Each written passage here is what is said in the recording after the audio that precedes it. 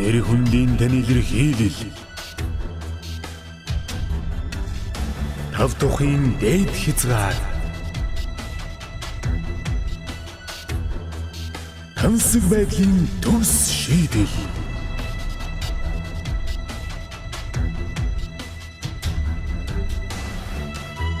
Төсөөлөл мэдрэмжийн бодит бүтээл. Их хотын зүрхэнд сүндэрлэх өндөр зэрэглэлийн орон сууц UB Central Residence. Эрхэм таны хүлээсэн учирлээ. UB Central Residence тун удахгүй ашиглалтанд орно.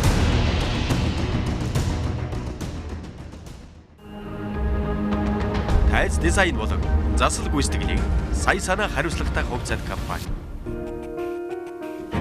Өнөөдөр даваа гараг Улаанбаатарт 21 цаг болсон байна. Цензургүй яриа нэвтрүүлэх эхлэх бэлэн боллоо. Манай өнөөдрийн зочноор одоо нэг улс төрийн мандайлагч гэдэг улс төрд их тийм дондж байгаа юм. Би ард түмнээсээ одоо уучлал гуйж байна. Зөвхөн грамматикийн төв. Сонгуя багвандгаа их хоёроор нэг газар уулзахгүй юм шиг. И жишээлүүд сайн муу хэлэгдлэж гисэн Монголдо хинч таних санжийн баяр байгаагүй. яриаг байгаа. Та бид нар энэ таягаад наваг ийм асуудал тавьж байгаа. Би сүүлчийн 3 засгийг хамгаалаад дийлээ байгаа шүү дээ. Өөр зорилготой, улс төрийн зорилготой.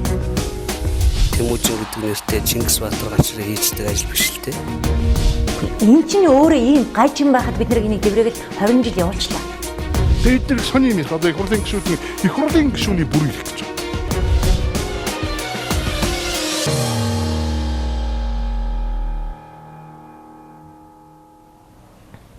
Орой минь үзэгчтэй цензургүй яриа нэвтрүүлэг эхэлж байна. Манай өнөөдрийн зочноор Улсын хурлын дарга асан Ардчилсан намын дарга инх бол дөрөгдөө ирээд байна. Танд орой минь төргийе. Орой минь төргий. Цэцлээд орой минь төргий. За та бид хоёрын ярилцж байгаа яг энэ үед бол одоо Ардчилсан намын даргын сонгуул одоо эд явагдаж байгаа. Тэгэхээр та одоо Ардчилсан намын дарга хэвээрээ байгаад байна уу? Би сонгуулийн маргааш өргөдлөө өгөөд дарга бол биш.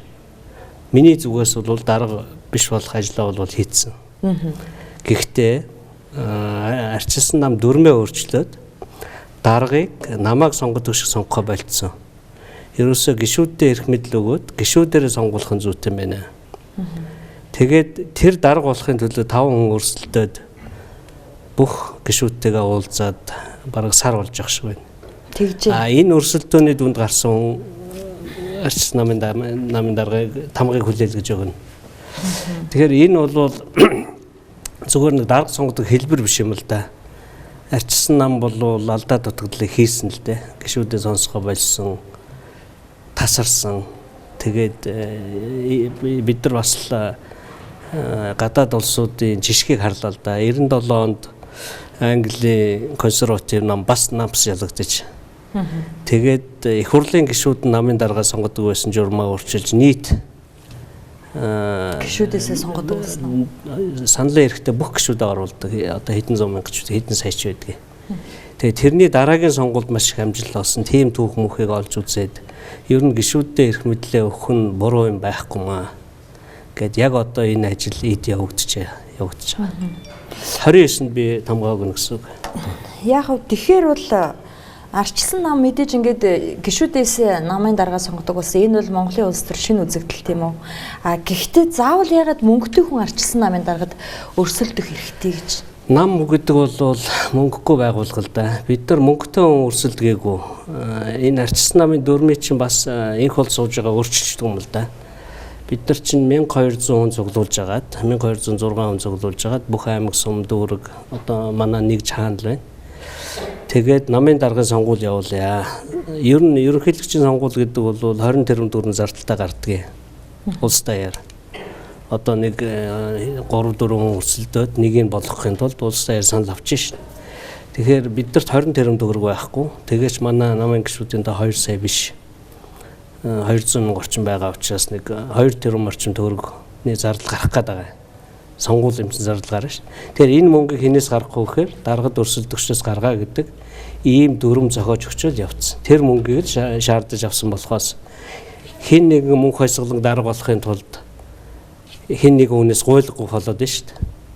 Намд угаасаа мөнгө байхгүй. Тэгэхээр тэр мөнгийг өөрсдөөс нь гаргаж аваад хэлбэр тэрнээс мөнгөтэй хүн зориулж байгаа биш. Харин тэгээд 250 сая босго тавьчихар чинь хэцүү байхгүй юу? Тэр мөнгийг би 2 дахин багасгасан. Тэгэхээр тэр мөнгийг хүмүүс ингэж мөнгө хасгалан карманасаа гаргах гэж ойлгоод байгаа. Чи бол карманаас мөнгө гарах хэрэггүй.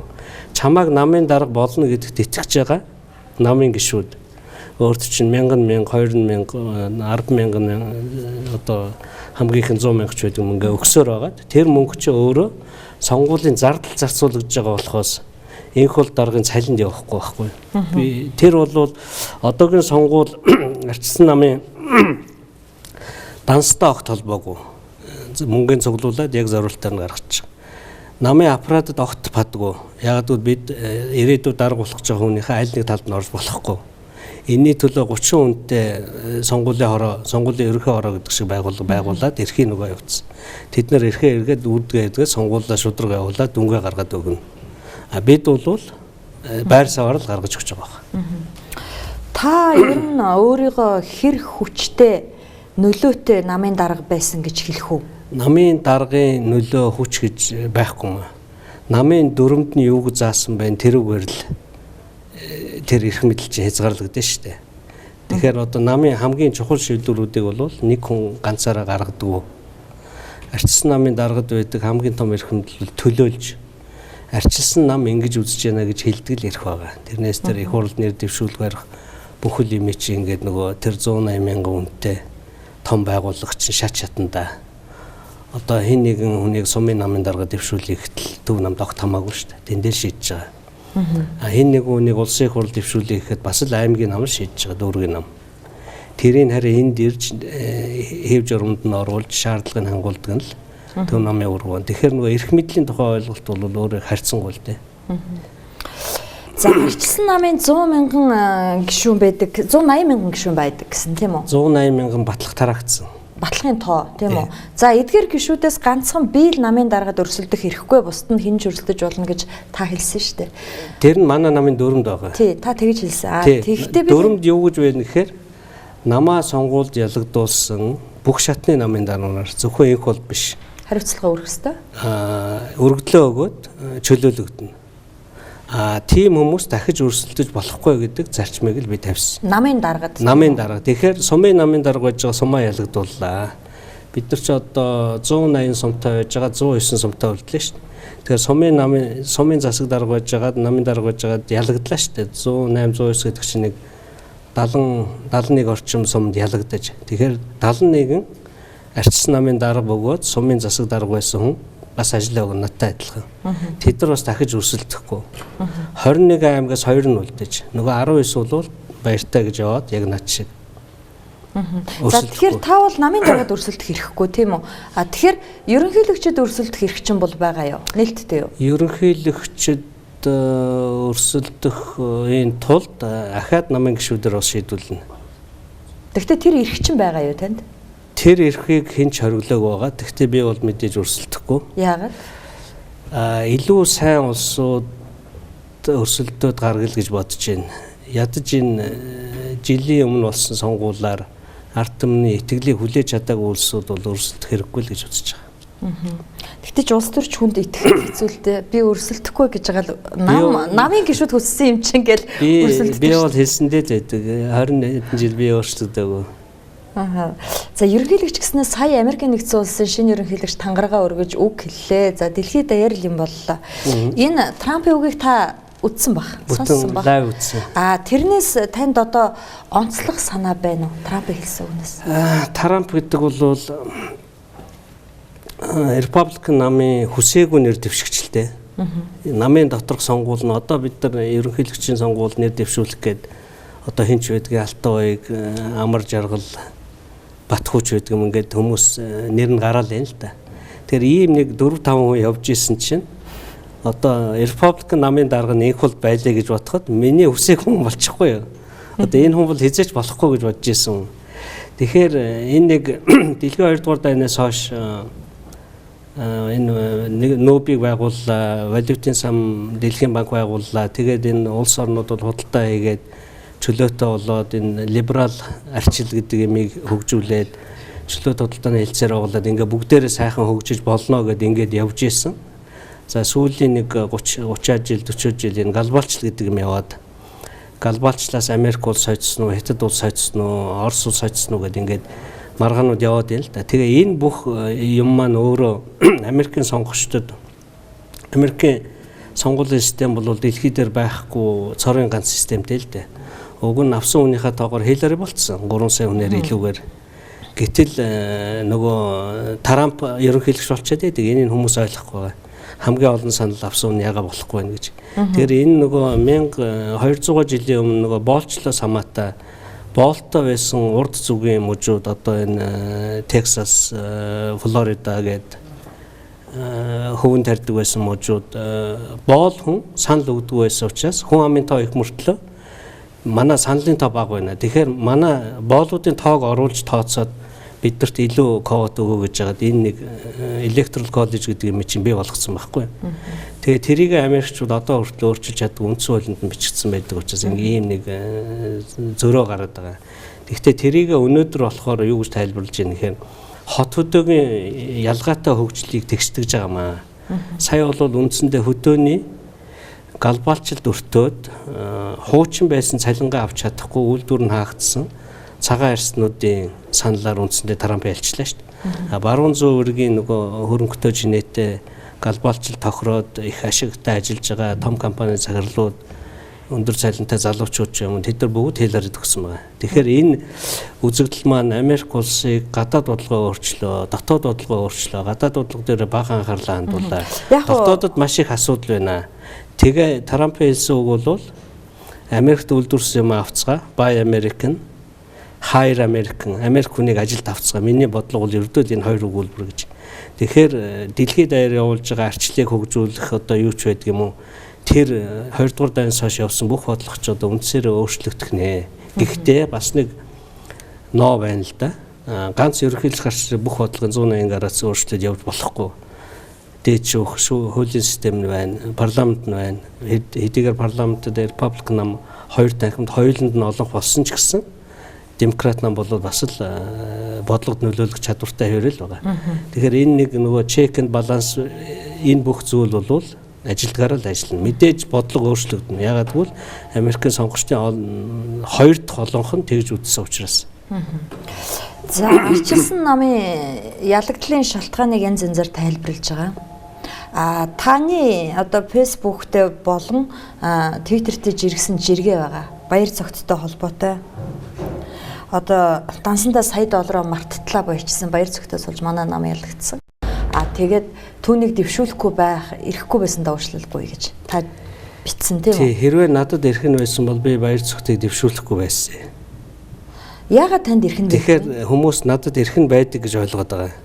Би ч 76 хүний нэрийг бичээд сонгуулийн ерөнхий орон руу явуулдаг ирэх бол надад биш тэр үндэсний зөвлөлт хороо гэдэг байгууллагад байгаа. Тэгээд сонгуулийн нэр дэвшилтийг шийддэг 12 цагт энэ цаг хаагдах гэдэг нь шүү дээ. Ерөнхийлөгч элбүүд орж ирсэн баяр цогтой болио гэж хэлсэн. Офшорын талаар нэг 7 хоногийн өмнө. Би ч гэсэн баяр цогтой яриа тохирцсон чи боль гэсэн тгий гэсэн байхгүй юу? Өөрөө юу? Өөрөө. За. Тэгээд сэлэнг явж ирснээр болчдөг байхгүй юу? Тэгээд яг үзээ хийгээр 76 хүнээ ингээд хайрцаглаад гарах гэжсэн.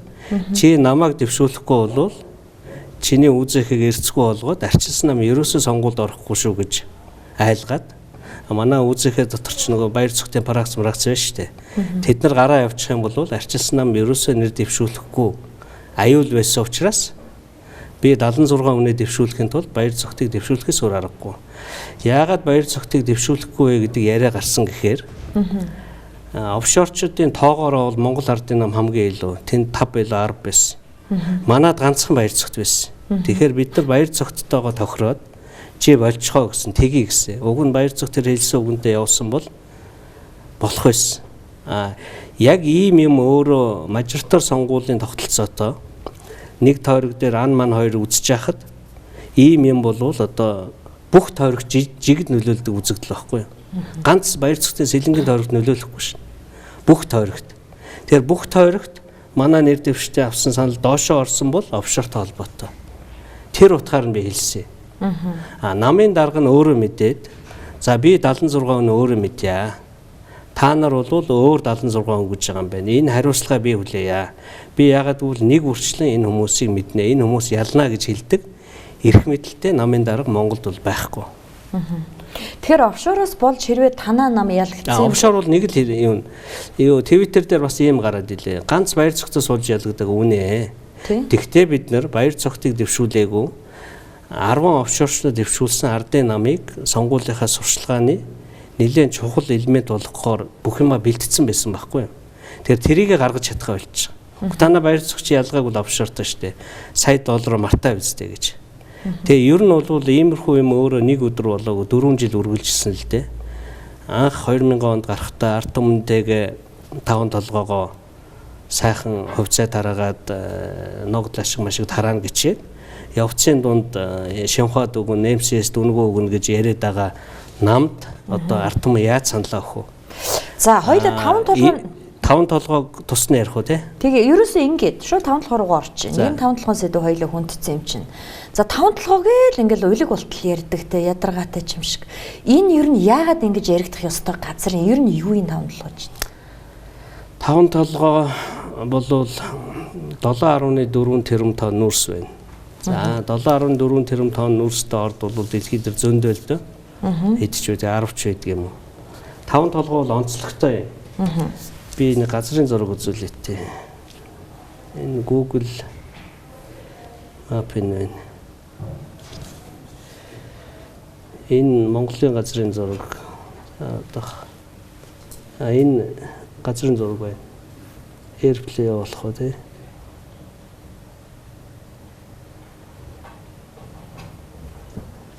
За ороод ирлээ. Энэ газрын зураг байна. За Монгол тэр харагдчихэв. Тийм би энд юу зурхын тулд энийг юу болгот. Газрын зургаа би зураг болгоч. Тэгээд энэ зурган дээрээ харандаа гараа зураат.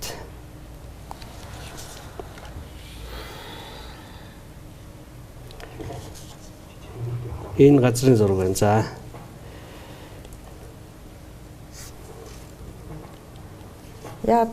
За одоо гараад ирлээ. Энэ за. За. Энэ 5 толгой бол энд байна. Энд одоо хэттэй хэлээс нэг 200 км зайтай. Энэ бүс шүү дээ энэ. За. Дэлхийн гангийн 50% хайлж байна. 800 сая тонн ган хайлдгийн 400 Хятад улсын 100 хойд мөж одоо энэ улаанаар зурсан байгаа хэсэг. Энэ 100 хойд мөсөд хамгийн ойрхон байгаа хамгийн том нөөцтэй хамгийн хямдхан олборлож болох ердөө 5-10 метрийн хөрс суулаад тэгээд 100 жил ажиллах өртөг багтаа 7.4 тэрэм тонны чинь 5.4 тонн коокс нүрс байгаа. Тэгэхээр энэ улсад энэ орд бол амин чухал хэрэгцээ байгаа. Ил уурхай. Дэлхийд дээр өөр олон ордууд байна. Австралид байна, Өмнөд Америкт байна. Хэдэн мянган километрийн цаана байна. Тэгэхээр энэ ордын хямдхан нүрс, энэ 5 толгой хямдхан нүрс, энэ дэлхийн гангийн 50% гаргаж байгаа гангийн үйлдвэрүүд хоёрыг бие биендээ маш их хэрэгтэй бараа байхгүй юу? Аль нэггүйгээр явахгүй. Тэгэхээр энэ үйлдвэрүүд амжилттай ажиллая гэвэл энэ нүрс хэрэгтэй.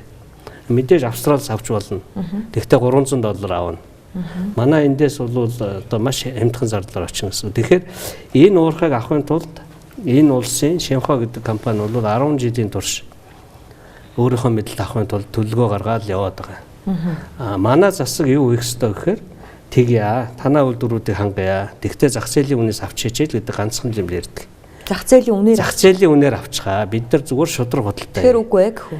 Үгүй ээ. Ордыг чинь би авчи. Би тэгээ өөрийнхөө үнийг зохиогоод өөрийнхөө төмөр замыг тавиад өртгөөр навнаа л гэдэг.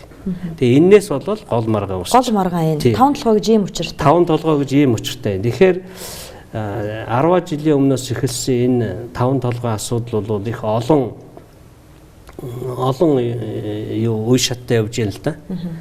Манай ерөнхийлөгч Илбэгд орж 2005 оны 12 сарын 5-ны өдрийн сан дээр 5 толгой ард түмнийг ард түмдээ өгөө гэдэг 5 халбахтай юм зураад ингээ бүтэн нүүр юм гаргасан. Тэгээ тэрнээс эхлээд 5 толгой ордоо ард түмэнд өгсөн шүү дээ. Одоо бол засгийн газар 80%-тай 5 толгой орд яагаад би хувьд очиж болохгүй гэж яриад байгаа юм гэхээр нэгдүгээрт энэ орд бол үндсэн хуулийн дагуу Монгол улсын өмч. Хоёрдугаарт энэ ордын 12 жиргэг хувьцааг ярьж байгаа. 12-ын тухай ярьж байна. Хоёрдугаарт энэ бүх эрсдлийг улс өөрөө хийж бүгдийг нь улс олоод одоо улсын өмчийн орд. Гуравдугаарт 80% засгийн газрын мэдэлд 20% нь ард түмэнд тараагаад өгсөн. Чиний ч хувьцаа байгаа, миний ч хувьцаа байгаа. Энэ зинэгд ажиллаж байгаа бүх хүнийх байна. Монголын ард түмэн чинь тэгэхээр 80%-ийнх нь хувьцаа эзэмшиж. Биш 20% хувьцаа эзэмшиж. 80% нь болохоор засгийн газрын мэдлийнх. Тэр засгийн газрын мэдэл нь Эрдэнэс тавталгаагаар дамжуулж. Эрдэнэс тавталгаагийн 80% засгийн газар, 20% нь хувь хүмүүс гэсэн үг. Тэгэхээр одоо сайхан бэлгийн засгийн газрын үеэс эхлээд юу явагдсан гэхээр ерөөсөө энэ нэг үнийн график харуул бас их ойлгогдно. Энэ үн байгаа. За харуулъя. Үн бол ингэж гарч ирж байгаа. Энэ төмөр юу кокс нүүрсний үн нөгөө 7.4 тэрбум тонны 5.4 тэрбум тонн чинь коксч байна шүү дээ. Тэгэхээр кокс нүүрс бол одоо энэ оны эхэнд ийм үнэтэй байжээ. Одоо үнийг харуулад $75.30 энд 2 сард байна шүү дээ. Энэ 2 сарын. Энэ хэдэн сар байна? 11 12 сарын үед 308 болжээ. Өнөөдөр 172 болжээ. Тэгэхээр энэ үн бол өргөлж өөрчлөгдөнө. Энд чинь нөгөө гам болдог л хамгийн үнэтэй хэсэг шүү дээ. Өнөөдөр яг хуу Эрдэнэс тавталгааны захирал нэг $71 зарчлаа гэж баярлаад байна. Тэр бол бас л хуучныгаа бол сайн л үн. Гэхдээ энэ 100 юу хэд байдгийг нэг $30 үед байсан. Одоо биднийг засаг барьж явах үеэс хэд дахь өссөн байна? 1 2 3 4 5 6 7 8 9 бараг 10 дахин өсчихэд байгаа юм. 172 та юмыг 72-оор өгчөөд баярлаад байна шүү дээ. Уг нь 172-оор л өгсөн шүү дээ. Тэг хэвээр. 172-оор өгвөл чиний ч ногдол ашиг өснө, миний ч өснө. Нийт 2 сая иргэний ногдол ашиг өсөх гээд шүү дээ. Тэгэхээр төрийн өмчийг бол ингэж үр ашигтай ажиллуулах хэрэгтэй гэдгийг би хэлээд байгаа. За 5 толгойтой холбоотой ард түмэнд хувьцааг тараагаад өгсөн ийм компанийг одоо чуулган дээр зогсоож жагаад арчилсан намын бодлогоор ямар ч байсан хүндсэнгүй. Тэр ард түмний өмч хэвээрээ үлдсэн. Тэр үедээ сайхан бэлгийн засгийн газар хөрөнгө оруулагч сонгосон тийм үү. Тэгээд гарын үсэг зурхаж байхад та чуулган дээр үг хэлээд хэрвээ энийг ингээд зураад явуулчих юм бол огцруулах санал оруулна шүү гэж зогсоосон. Тэгэхээр 5 толгойд хичнээн төгрөгийн хөрөнгө оруулалт хэрэгтэй. Эсвэл тийм хөрөнгө оруулалт хэрэггүй юм уу? 5 толгойгийн уурхайд бол ямар ч хөрөнгө оруулалт хэрэггүй. Яагаад? Яагаад гэвэл монголчууд өөрсдөө ажилуулад болоод байна. Монголчууд хөрөнгө оруулалт татах гал 5 толгой хөдлөгсөнгөө инк бол одоо гай боллоо гэж яриад байсан шүү. Тэгэхээр ийм ээ. Бид бол нэг 21 оноос хойш Монгол улс бол эдийн засгтай болсон л да. Тэгэхдээ бид нар нэг ил уурхай ажилуулах хэмжээний болсон хүчинтэй болж, техниктэй болж, тэр талын мэдлэгтэй болж. Энэ бол оюу толгойн далд уурхай биш. Тэрийг бол бид үнэхээр чадахгүй. Тэнд бол гадаад ихний гарыг харахаас өөр аргагүй.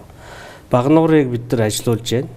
Төрийн өмчийн компани Шивэваг ажилуулж байна. Нийлбэр дүнгээр надад орчин 10 сая тонн нуурс гаргаж байгаа. Энэ хоёр чинь бас л 20-30 жил ажиллачлаа шүү дээ. Энэ станцууд баригдсанаас хойш. Тэгэхээр 5 толгой бол энэ хоёртой ямар ч ялгаа байхгүй. Ямар ч Монголын компани очиод ямар ч техник яагаад ажилуулчихна. За сайхан бэлгийг тэгж баахан төгшүүрийн харанг дэлгэснээс хойш юу болсон бэ гэдгийг харъя. Ерөөсөө Эрдэнэс тавталгааны асуудал бол Сүхбаатарын Батболдын засгийн газрын сонгуулийн өмнө зээлээд бэлнээр тараасан $350 сая эхэлтэн шүү дээ. За тийм Чалко компаниас нөгөө 7.4 тонн нуурс чинь байна уу? Байна. 2-300 км-ийн цаана дэлхийн гангийн талыг хайлуулдаг зах зээл байна уу? Байна. Энэ хоёрыг төмөр зам бариад холбох ийм л төлөвлөгөөтэй байсан шүү дээ. Гэтэл ажил нь эхлэегүй байхад шууд $350 сая хасах зээл авахуулангуудаа тараацсан. Нөгөө компани $350 сая ард гарах гээд одоо 4 жил ажиллаад энэ оны эхний улиралд ингээд өргөө болж байна. уг нь тэгж одоо шоглоогүй бол Эрдэнэс таван толгой аль хэзээ бидэнд одоо ногдлашгээ тараагаад явж явах болно шүү. Ногдлаш гэдэг бол чам жил болгоо өгдөг мөнгө гэсэн үг шүү. Анхны их хурлын орсон зорилго бол ердөө тэр байсан.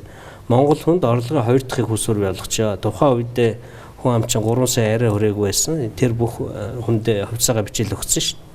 Тэгэл одоо нөгөө ажилуулах гэхээр сая миний харуулдаг үнэн 10 дахин унтцаал ажиллаж чадахгүй байсан. Гэхдээ ийм хүнд нөхцөл Эрдэнэс таван толгой бол ажиллаад өрөө төлөөд дуусч байна.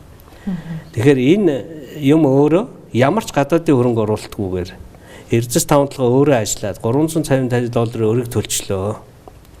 Би одоо нөгөө Эрдэнэс таван толгойн захирлуудаас асууж байгаа та нарт ямар хөрөнгө хэрэг оруулалт байгаа? Бидэнд уурхаад $1 хөрөнгө хэрэггүй. Хаана хэрэгтэй байгаа гэхээр энэ нэг төмөр замаар дуусгаад. Машин замаар бид нар 10 дахин илүү үнэтэй нүрс өгöd байна. Гэхдээ тэгээд тэр машин замаар зөөж байгаа цалин чинь Монгол хүнд очиж ивэл тэгэл болж байгаа юм биш үсэн. Үгүй хятад хүнд очиод байна гэд ингээд нэг хүндрэлүүд гараад байгаа юм байл. Тэгэхээр бол тэр бол өртөг зардалт шингэж байгаа тоо болохоос биш. Гараад явчихж байгаа мөнгө биш. Тэгэхээр төмөр замд бол мөнгө хэрэгтэй. Ирээсээ чинь бид нар үйлдвэрлэхгүй байна. Гадаадаас мөнгө хэрэгтэй. Тэрэн дээрээ бол зээл авах эсвэл хөрөнгө оруулалт татах хэрэгтэй. За нөгөө гашуун сухатын төмөр зам уу? Гашуун сухатын төмөр зам. За тэрийг одоо барьсан барайгүй гэдэл их маргаантай төмөр замын асуудал болохоор тэгээд би сүүлд их хурл дээр энэ ардын намын зам тээврийн сайд Ганбат нь хэлж илээ. Би бэлдсэн. Би үзүүлээ танд. Ганбат зам тээврийн сайд тээвэр хөгжлийн сайд Ганбатыг бэлдсэн байна. Би бас өөрөө очиж үзсэн л дээ. За. Тэгээд би юуг нь механизмыг сонирхсан. Энэ Батулга зам тавьсан гэж тавиагүйгээл маргаад ах юм. Энэ замыг чи ер нь яаж тавьдаг гэсэн Солонгосын компани ажиллаа хийн. Тэрэн доор нь Монголын компаниуд байна. Буруу их юм бол доор нь ингээд шалгаад хуулуулаад дахиж тавьдаг. Тэр бүгдийн эцэст нь Хяналтын Deutsche Bahn International гэдэг Германы улсын төмөр замын компани инженерүүд байлээ. Германууд. Тэд нар хүлээж аваад гарын үсэг зурж нөгөө мөнгө нөгдөг болохоос Батулга нэг зам тавьсан гэж нөгөөтхийн хэд байдгийн зам тээврийн яамны төрийн нарийн оч хүлээж аваад идэг тийм байхгүй юм бэл. Тэгээ асуудал байгаа бол тэр өчнөө олон $100,000 хөрсөлсөн Deutsche Bahn-тайгаа ярилт. Асуудал байгаа бол тэр Samsung компанитайгаа ярилт. Начи хариуцах эзлүүд нь бүгд бэлэн байгаа байхгүй. Үнэхээр зам тавьсан байна. Гүүрээ тавьсан байна. Сүүлийн мөнгөний таслааг бол дуусчихл байсан юм билээ. Тэгээ сүүлийн мөнгөний таслаад бүх юм л зогссон. Одоо яаралтаа дуусах хэрэгтэй. За Ганбат сайдын бичлэгийг өгчөхдөө. Чингис хаан $200 сая санхүүжилтээр төмөр замын суурь бүтцийн доод хэсгийг барьсан 86% гүйцэтгэлтэй явж байгаа. Тэгэхээр энэ бол ороосон шороо биш. Монгол анх удаа 1-р зэргийн ийм төмөр замын ажлыг Монголын төмөр зам компани Energy Resource компаниас хүлээж авч үргэлжлүүлээд явж байгаа. 2014 онд санхүүжилтийн улмаас зогссон. За энэ төмөр замыг бол яаралтай эхлүүлж дуусгах зайлшгүй шаардлага гарч байгаа. Яагаад гэвэл үндсэндээ жил гарan энэ зам зогсноос болоод энэ төмөр замын энэ доод далан салхи бороо үер усны уснаас болоод эвдэж гинцэн юмнууд их гарч байгаа. Тийм учраас энэ замыг бол маш яралтай дуусгаж ашиглалтанд оруулахын зүйлс шаардлага байгаа. Ингээд эсрэг намын сайд ингэж ирсэн байхаар би зориуд энэ бичлэгийг сонгож авсан л та. Үгүй эсрэг намын сайд байна уу бодит байдлыг л ярьж байгаа. Энд чи ажил хариуцж байгаа хүн. Очоод үзэхээр нөгөө зам гүүр бетон юу хамаг юм чи байж дээ. Овоо барьцсан юм байна те. 85% гэдэг чи сайн явсан шүү дээ. Одоо дуусахгүй бол харин аюултай байгаа нөгөө усан дуусчих гээд байгаа. Би хэрэгээр бас очиж үзсэн л дээ. Энэ шороо овоолчоод алга болцсон гэд. Нэгдүгээр зөвхөн шороо овоолдгүй юм байна. Газар өөрөө ийм байдаг юм байна. Одоо хэвгийн ийм газрыг одоо зурх юм бол энд миний энэ за яг та зүгээр ингээд илүү харагдах байх. Би зүгээр яач. Миний энэ гарах одоо. За Тэгээ айгүй хэлбэрхэн надад тайлбарлаж өгсөн нөгөө герман инженер нь. Одоо тэгээд тэнд ажил явахгүй зогссон байна уу? Одоо ажил зогссон. Жил гаруй зогссон. Жил гаруй зогссон. Одоо ингээд юу бол ингэж бодъё л да. За газрын хэвлэлийг ингэж бодъё. за Тэгэхээр ингэж төмөр зам тавих хэрэгтэй шүү дээ. за Тэгэхээр энэ овгорыг аваад ингэж зөөдөг юм байна. Энийг бөглөж. ааха. Энэ овгорыг аваад энэ лөө шургуулдаг. Тэгэхээр шороо овоолох гэдэг бол энийг хэлээд энэ тайрахыг бас ярихгүй юм бэл. Тэгээ ингэж тэгсснийхаа дараа нөгөө эрэлсээ тавьдаг юм байна л. Тэгэхээр зарим газар бол ухцсан. Үнэхээр одоо жалга байна гэж харагдахаар нөгөө ухаад аваа явцсан нөгөө өмнө нь ийм толгод байж л дээ. Зарим газар нь нөгөө ухсан шороогоо авчиад нүүлгцэн ингээд овоолцсон шороо шиг харагддаг. Тэрийг одоо энгийн хүн харах юм бол шороо овоолчоод явцсан байж тээ. Тэгэхээр энийг бол 5 градусаас сэтрүүлэхгүй одоо 200 км чинь ийм 5 градус байх юм байна л дээ. Тэрэнд нь зориулж бүх юм тэгшдэгдэг юм байна. Тэгээ энэ яагаад ажил нь зогсцсон юм? Жил гаруй гэдэг чинь таныг ажил хариуцж явах үед биш. Тийм мөнгөний өгөөгүй юм билээ. Хэн өгөөгүй юм? Алтан уйгийн үед өгчээснөө сайхан бэлгийн үед л зогссон юм билээ. Яагаад ерөөсөө тийш мөнгө өгөхгүйсэн? Гэхдээ тэгэл мөнгө дууссан л гэдэг юм яриа шүү дээ. Мөнгө дууссан? Тий, уг нь бол Хөгжлийн банкнаас санхүүжүүлжсэн аа. Уг нь хөгжлийн банкнаас санхүүжүүлжсэн, дараа нь үлдэгдэл мөнгө байж л байсан. Тэгэл Хэдэн төгрөг дутуу байсан юм? за би тэр нарийн ширээ юм ойлгоогүй. Ямар ч байсан засгийн газрын хувьд алдаа нь болохоор энийгээ дуусгаагүй л алдаа байгаа. За Баяр цогт улсын хурлын гишүүн асан Баяр цог саяхан нэг ярилцлага өгсөн байна. За тэр ярилцлаган дээр 5 толгойн тухай таны байр суурийг хэлсэн байсан. Би энтгэг явж байгаад үзээгүй. За юу гэж хэлсэн бэ? Тэр за тэгвэл найруулагч юу Баяр цогтын яриаг энэ байна. Та ийшээ хараад ингэж болно. Би энх холдыг сайн мэднэ. Үндэсний аюулгүй байдлын зөвлөл дээр элбэг дээр жалтан ууг энх холд 3 суугаад 5-7-ог ийм байдлаар хөдөлгөөгээд баталсан. Тэгээд төслөө боловсруулад ирсэн.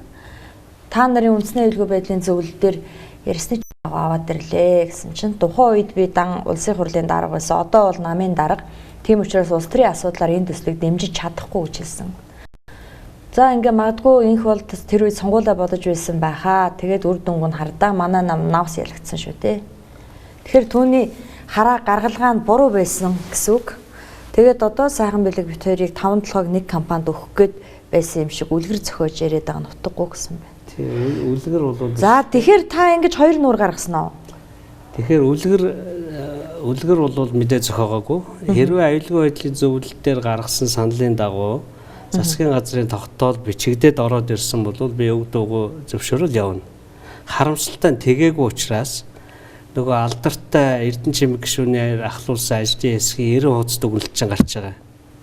Ямар хуулийг яагаад зөрчөөд яагаад явж болохгүй. Тэгэхээр энэ баяр цогт огт худлаа ярьсан гэсэн үг юм уу? Баяр цогт худлаа ярьж байгаа гэдгийг аюулгүй байдлын зөвлөлийн бичиг оруулж ирсэн төсөл хоёрын зэрэгцүүлээд харж байгаа.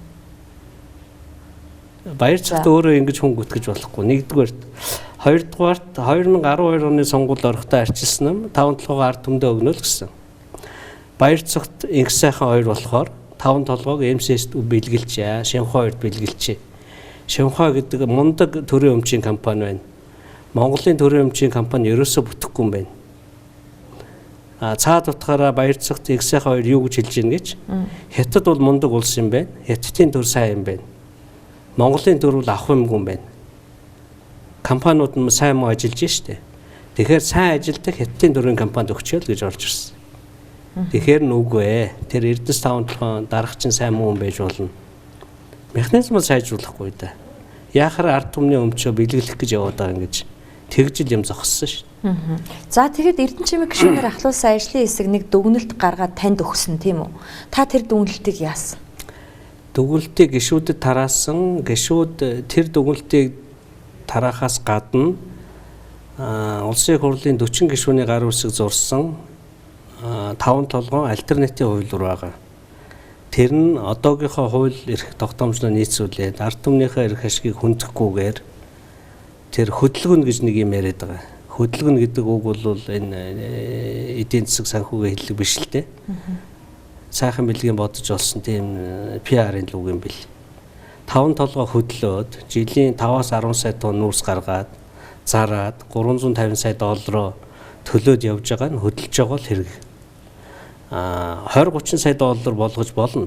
Тонн болгож болно тэрийг. Үн хямдхан байхад 20-30 сая доллар болох бол утга учиргүй байсан. Одоо үн өссөн учраас энэ хэмжээгээ нэмэх ажиллагаа хийж болно. Төмөр замаа дуусгаж болно. Олон худлаа авчтаа болгож болно. Ингэжээж чиний ч хувьцааны ашиг, миний ч хувьцааны ашиг нэмэгдэнэ. Сар болгон чи цалингаасаа гадна жил болгон ганц 2 сая төгрөг аваад байвал энэ л одоо 92-оос 96 оны 2012-оос 16 оны их хурл тэрний өмнөх Дэмбэр даргын даргалсан 2008-аас 12 оны энэ нэг 8 их хурлын одоо гол зорилго байхгүй юу? Энд чинь 8 жил яригчлаа шин. Тэгээ энэ бүх тооцоо, энэ бүх юм чинь бүгд мэддэг болцсон. Тэгээд тэр 40 гишүүн гарын үсэг зурсан гэж та хэлээд нь шүү дээ. Тэгээ яасан? 40 гишүүн гарын үсэг зураад сонгуул болоод дууссан. Цаашаа явах ямар ч боломж байгаагүй юу? Гэхдээ одоо энэ их хурл үргэлжлүүлээд хэлцэх хэрэгтэй шүү дээ. Наа чи бүх ажил нь хийгдсэн юм чи. За энэ их хурл үргэлжлүүлж байна. 5 толгойг одоо бас л нэг компанид өгөх гээд байна да. 400 сая доллараар өгнө гэж би сонссон. Ер нь тийм мэдээлэл хэвлэл мэдээлэл. Тийм мэдээ хэвлэлээр гараад байгаа. Ярихаар бол үгүй бид нар дотор ярьж нийцлэн шийдээгүй байна гэдэг. Тэгэхээр 5 толгойг төрүүчийн засгийн газрын явуулж ирсэн хувилбарыг жоохон косметик засвар хийгээд явах бол ямар ч болцоогүй. Яагаад гэвэл тэр 90% дүгнэлтийг шинэ их хурлын гишүүдийг үзээч гэж би бүр хэвлэлийн баг хурл хийлээ шүү дээ. Чамд зургнууд нь байна уу нөгөө ажлын хэсгийн гишүүдийн надад бол байгаа. Би харуулж болж байна. Та үзүүлж.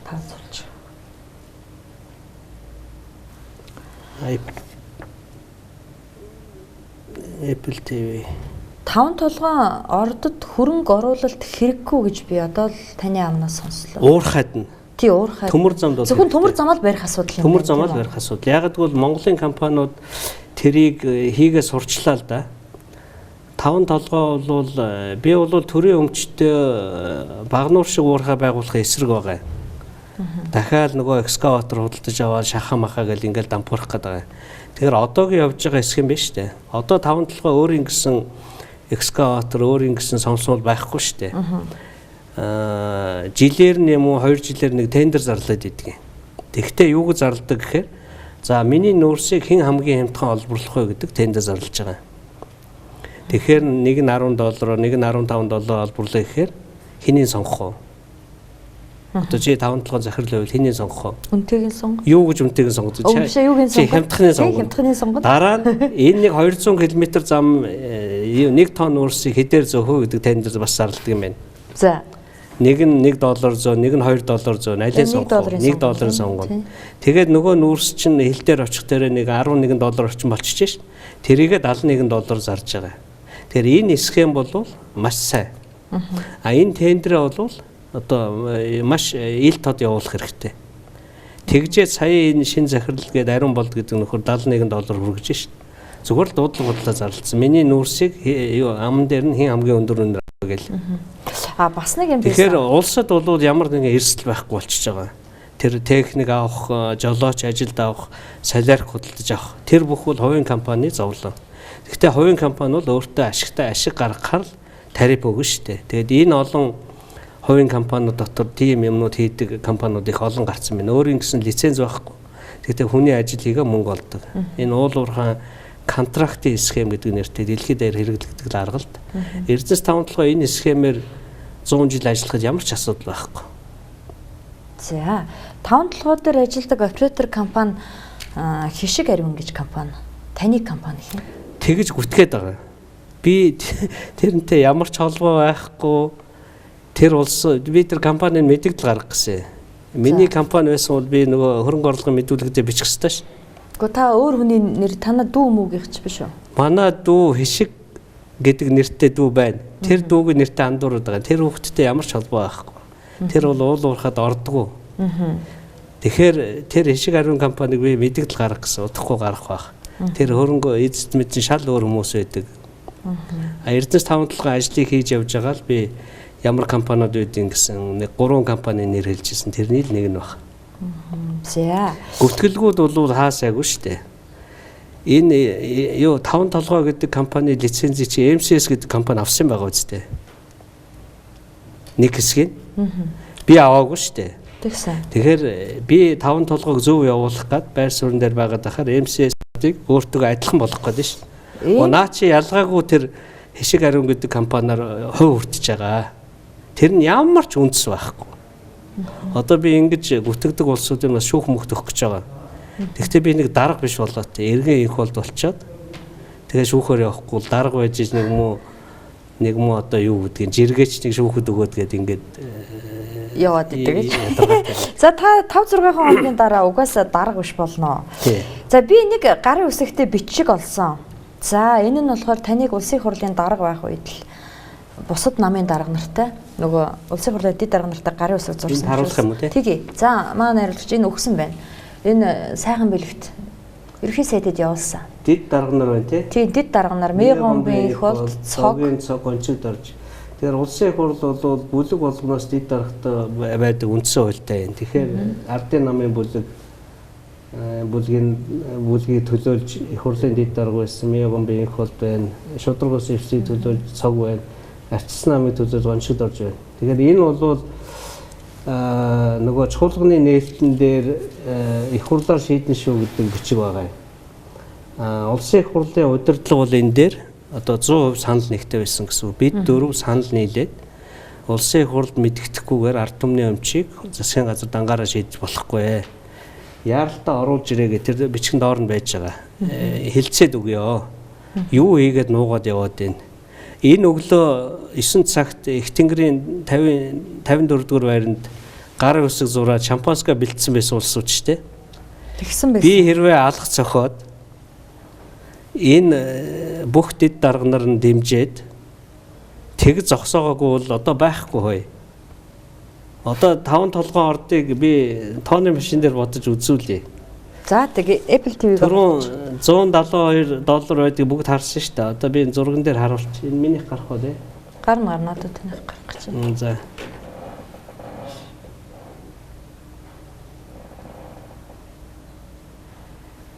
Таван толгой нүүрс бол хэлбэлцдэг. Арчилсан намыг засаг барьж яхад одоо шалахгүй байлаа. Энд нэг хэд байна? Энэ одоо $100 байна шүү дээ. Энэ 100 байна тийм үү?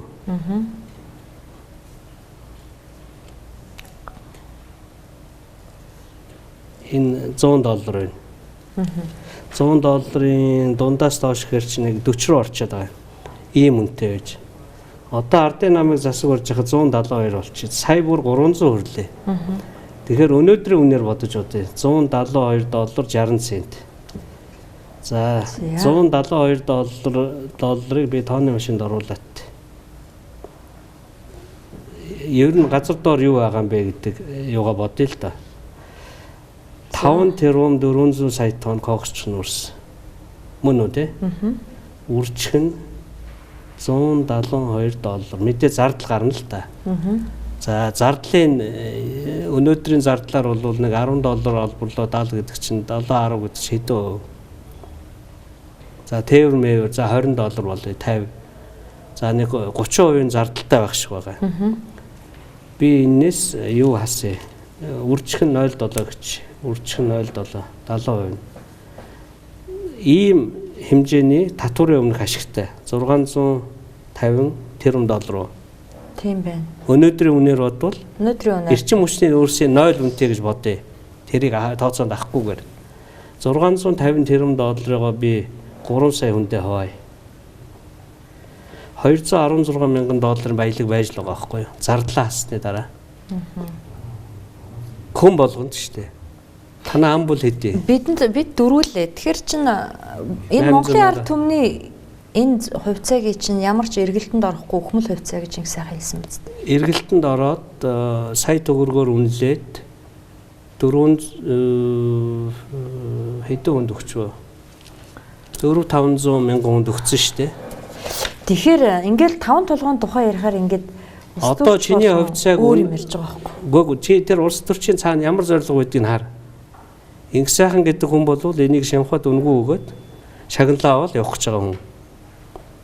Би бол хувьцааныхаа ашиг хүртмээр байна. Надтай адилхан 3 сая хүн байна. Та шүүхэд өгнө гэсэн байсан. Хэрвээ Би хамгийн муу хувьцаа эзэмшигчийн хувьд шүүхэд өгнө. Яагаад? Чи надад эрхээ шилжүүлж төлөөлүүл шүүхтүүлж болно. Яагаад гэвэл эний чинь хин нэгэн хүн засгийн газраас хамгаалахгүй бол хууль зөрчөөд хулгай хийчих гээд байна шүү дээ. Та ялах уу шүүхтэр? Би ялна. Яагаад гэвэл үндсэн хууль миний талд. Энд чинь миний хөрөнгө. Чиний хөрөнгө одоо юу вэ? Машин байна уу? Байна. Чиний машиныг чамаас асуухгүйгээр би зарчууд яах вэ? Бөө юм болно шүү дээ. Чи шүүхэд өгнө тийм үү? Мөнгө буцааж авна шүү дээ. Чиний машинаас үнэтэй $200,000 хувьцаагийн чинь өнөөдөр зүгээр л авч явчих гээд байна шүү дээ. За, Эрдэнэтийн 49% тухай их сонирхолтой юм сайхан бэлэг хэлсэн. Миний нэвтрүүлэгт дөнгөж өнгөрсөн 7 хоногт орсон юм. Юу гэж ярьсан? За, яг тэр 6 сарын 28-нд санал хураахын өмнөх тэр мэдээллийг улсын хурлын дарга намаа хий гэж шахсан. Энэ мэдээллийг одоо хий гэсэн.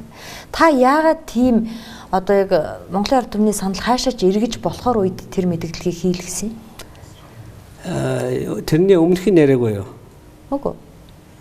Тэгжэл яагаад мэдээлэл хий гэж хэлсэн нь? Яг нөгөө Оросын хэвлэлүүд дээр гараад ирсэн. Зөвхөн Оросын хэвлэл дээр гараагүй. Нэгдүгээрт Оросын хэвлэл, хоёрдугаарт Оюнбаатар Баянсэлэнг хоёрын хэвлэлийн баг хурал. Тэрийг хэлсэн. Гуравдугаарт Ардын намын юу байна? Мэдээлэл. Би нэг зургийг аваад ирсэн. Ардын нам чинь та нарыг мэдээлэл хийсний дараа хийсэн шүү дээ. Үгүй, Ардын намын мэдээлэл өмнө гарсан. Гадаадын компани зарж игээд тэгээ энд бас би ингээд Ардын нам бол ингээд би ингэж бүтгээд байгаа учраас яах гээд байгаа. Арчилсан намын удирдлага ерөнхийдөө сайхан бэлэг гэж байгааз. Сайхан бэлэг арчилсан намын удирдлага биш шүү дээ.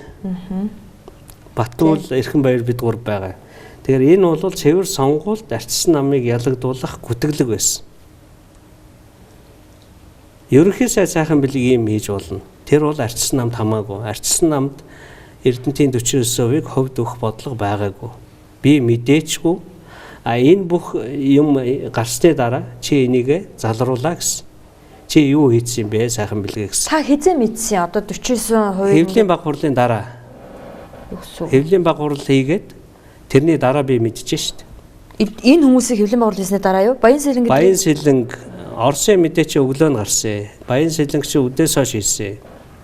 Та тэгж л анх удаа энэ мэдээллийг сонссон. Тэгж анх удаа мэдж байгаа. Яагадгүй засгийн газрын хурлаар шийдэж байгаа асуудлыг хүсснийг надад мэдэгддэг, хүсээгүйгээ нуучдаг байхгүй юу? Бас тэгдэм. Аюулгүй тий, уг нь бол надад үзүүлэхэд ёстой л да. Аюулгүй байдлын зөвлөлөөр орсон гэж гүтгсэн бас. Элбэгдэрж ерөнхийлөгч мэдээгүй, биш мэдээгүй. Энэ гурван хүнийг нийлж хурал хийхэж аюулгүй зөвлөлийн хурал гэдэг байгаа ш. Тэгэхээр тийм хурал болоогүй бөгөөд энэ асуудал яригддаг. Ерөнхийлөгч бас мэдээгүй юм уу? Ерөнхийлөгч хизээ мэдсэн яасныг би бол асуугаагүй. Тэгтээ Оросын талаас Ташкентийн уулзалт дээр энийг хөндсөн гэсэн. Тэгэхээр бол мэдээлэлтэй байсан байх. Би бол сонгуульд оролцоод энэ талаар ямар ч мэдээлэлгүй байсан. Би бол зарчмын байр сууриа хэлсэн. Энэ Эрдэнэтийн 49%-ийг Орос бол зарах хэрэгтэй. Хятадд зарж болно. Казахстан энэ компаниуд нь өрсөлдөөд ав ёрыгээд яваад исэн юм байна. Тэрэн донд энэ Монголын худлаа хөгжлийн банкуус орсон юм байна. Би нөгөө сүүлд нь 9 сард мэдсэн мэдээлэл шүү дээ. Тэгэхээр Монголын талын хувийг зарахтаа бид нар 400 500 шийдэг юм нэг үн хэлээд засгийн газрыг авах гэдэг ийм санал явуулж байгаа. Одоо гэрэн тийм байхгүй юу? Хэрвээ авахгүй гэсэн тохиолдолд тэдний зарах эрх үүсэж байгаа. Дараагийн тэр Хятадын компани, Казахстаны компанид Оросын тал манай талд санал болгосон үннээсээ доогуур зарах эрх бас байхгүй. Нөгөө хамтарсан үйлдвэр ингээ одоо худалдаа хөгжлийн банк зарыг гэхэд дуртай хүндээ зарах эрх байхгүй бас. Заавал Монголын засгийн газар худалдаа хөгжил хоорондоо бие биендээ зарах үүрэгтэй. Нөгөө анхны худалдаа авахчийн эрх гэдэг л байгаа юм л та. Тэгэхээр тийм үед ирсэн сайхан бэлгийн тайлбарыг би сүүлд нь сонссон. Надад тэр 400 сая доллар байгаагүй. Угаасаа улсын төсвийн мөнгө байхгүй юм чи. Би авахгүй гэчүүл Хятадын компани зарах гэдээсэн шүү дээ. Тэгээ худалдаа хөгжил авсан дээр юм аа л гэж үзсэн. Нэгдүгээрт Монголын талд ирсэн энэ бол туйлын зөв. Энэ одоо өөр улсад очиж уг нь болж очисон бол энэ компани чинь ногдол ашигын тал нь аудитор урсгал тийш явуучих нь шүү дээ. Хоёрдугаар Монголын засгийн газар яагаад аваагүй тэр нь зөв буруу энийг ардын нам өөрөө шийдээ. Буруу гэж үзчихвэл ямар хууль зөрчсөн тэр болгон бол одоо арчилсан намын асуудал биш. Сайхан бэлгийн хийсэн ямиг арчилсан намтай битгий холбоо. Наа чи ерөнхий сайд гэдэг өөр хүн. Арчилсан нам гэдэг бол инх болд гэдэг өөр хүн байна. Би Эрдэнэтийн асуудлаар ямар нэгэн байр суурь илэрхийлэхгүй. Ялангуяа сонгуулийн өмнө тэгж ярьж болохгүй шүү. Тэгээд одоо энэ ардын намын мэдээлэлээс та нар харсан бол 51% хятадд өгчөө гэж гүтгсэн шүү дээ. Ардын нам. Ямар ч 51-ийг энд ч хятад өгөөгүй байдгаар л байж байгаа. Сайхан бэлгийг би мэдээлэл хий гэж хэлдэг гол учир нь энэ бол Оросын хөрөнгийг Монголын хувийн компани авсан юм байна. Тэрийг би зөвшөөрсөн юм аа гэж хэлж байгаа. Тэрнээс төрийн нөмчийн 51-т огт холбоогүй гэдэг тэр ялгаагаа гаргаж хэлсэн. Сонгуул явж байхад ийм мэдээлэл бол маш хортой. Сонгуулийн дараа бол төрийн өмчийн 51-т огт холбоогүй гэдэг нь ойлгогдсон шин. Тэгэхээр ийм нэг явцгүй аргаар ардын нам бол Эрдэнэт төлөвлөрийн 49, Оросын талын хувьд 49% зарагдсныг өөртөө ашигтайгаар ашигласан. Энэнд мэдээлэл бүрэн очоогүй хүмүүс итгэж саналаа нөгөө тийш нь өгсөн. Цаашид ийм одоо гүтгэлгээр сонгуульд ялдаг юм бол болох хэрэгтэй, шударгаар өсөлтөх хэрэгтэй. Тэгэхээр та ер нь энэ Эрдэнэтийн 49%-ыг одоо Худалдаа хөгжлийн банк авсан. Сайхан бэлгийн засгийн газар энд зөвшөөрснийг юу гэж бодож байна? Энийг одоо хүмүүс ловер гэж үзэж байгаа. Ловер гэж үзнэ үү, юу гэж үзнэ үү, шийдэх хэрэг нь ардын намд байгаа. Ямар хууль зөрчсөн байна уу, зөрчөөгүй нөө тэргээ тогтоол доо. Зүгээр л нэг хүн ловер гэхээр ловер ингээ явчих болохгүй шин. Энэ мөнгө төгрөгийг яах юм тэгээ Орос руу шилжсэн тэр олон зуун сая долларын хэн төлөх юм. Тэгэхээр аммаар байгаа бол худалдаа хөгжилтөөгөө 8-ага хий. Худалдаа хөгжил тэрий чинь зарах зөвхөн Монголын засгийн газар зарах үүрэгтэй. Та тэгэхээр энэ 49% худалдаа хөгжлийн банкнд очих за одоо юу гэдгийг ловер биш ямар нэгэн арга зам явлаа шүү дээ. Энд та өөртөө ашигтай байдлаар оролцоогүй гэдгээ баталж чадах уу? Чадлагүй яах вэ? Би огт мэдээгүй юм чи. Та мэдсэн байж мэдээгүй гэдэг юм шүү дээ. Зарах процессыг бол мэдэхгүй. Ер нь 49%-ыг Монголд өгчих гэдэг яриа бол 20-30 жил явж байгаа шүү дээ. Тийм. Тэрийг бол мэдж байгаа. Яаж явсан, хэн ямар юм дээр гар урсан тэр бол огт падгүй. Худалдаа хөгжлийн банк нь 500 сая долларын баталгаа гаргаж өгсөн. Тэр бол Эрдэнэттэй холбоогүй. Тэр түүхийг би бас мэднэ. Ягаад гэвэл их хурлаар хэлцэжсэн. Хиний засгийн газрын үеэс мэдэхгүй манай төсөв бол энэ банкнуудаас маш их зээл нөгөө засгийн газрын бонд гэдэг юм зараад байна шүү дээ. Тэр чинь зээл шүү дээ. Чи худалдаа хөгжил байхад би чамаас төсөвт мөнгө өрөхгүй нэг их 80 төгрөгийн бонд авчихаа л гэж шүү дээ. Би чамд нэг их 80 төгрөгийн өртөө олчиж байгаа. Тэг ингээ бондны хоримтлагдсан өртөө олцсон байсан. Тэгэхээр нөгөө банк чинь мөнгөө нэхэн шүү дээ бондоо. Хугацаанд дууслаа мөнгө авъя гэхээр жоохон хүлээж ялла одоо мөнгөгүй байх гэхээр тэгвэл худалдаа хөгжил ингэсэн юм байлээ. Та нар надад 2 тэр их 80 төгрөгийн өртөө үнэн сангийн ам хэлж шít. Тэгвэл энэ мөнгөндөө таарсан баталгааны бичиг гаргаж өгөө гэсэн юм билээ. Би наадахаар чинь санхүүгийн зах зээл дээр мөнгө осгоод та нарыг өөрөө өгөхгүй шахахгүйгээр явъя. Ерөөсөө төсвөө олон жил алдагдaltaй баталсны л гай шít. Хоримтглаа л байгаа. Энд чи одоо баг худлаа хэлэх үед инх хоёрын засгийн газраас эхэлсэн баг шүү. 2004 онд чинь инх хоёр сайд лөө. Биш 4-5 онд чинь Алтан уягийн сангийн сайд байхад төсөв алдагдaltaгүй байсан. Тэгээ Алтан уягийн дараагийн сангийн сайдаас л эхэлсэн баг. 6-7 оноос. Тэгэхээр 6 оноос 12 оны хүртэл хоримтлагдсан тэр олон их 80 төгрөгийн дотоод бондны өрний оронд баталгаа өгсөн тохиолдол байгаа. Тэрүүгээрээ юугаа энэ бидний их хурлын ажил биш л дээ. За. Сангийн ам өртөө нүнэ. Та бүхэн ярилцлага түр завсарлах хэрэгтэй байна. Тэгээд түр завсарлаад эргээд ярилцлагаа үргэлжлүүлээ.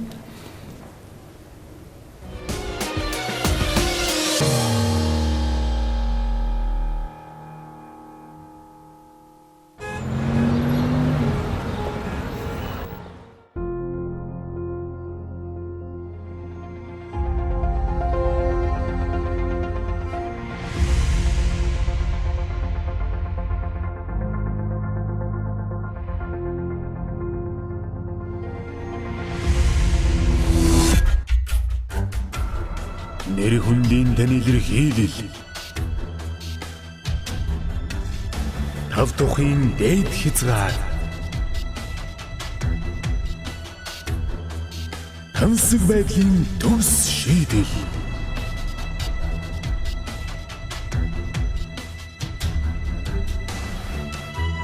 Төсөөлөл мэдрэмжийн бодит бүтээл. Их хотын зүрхэнд цэндэрлэх өндөр зэрэг лим орон сууц UB Central Residence. Эрхэм таны хүлээсэн учирлаа. UB Central Residence тун удахгүй ашиглалтанд орно.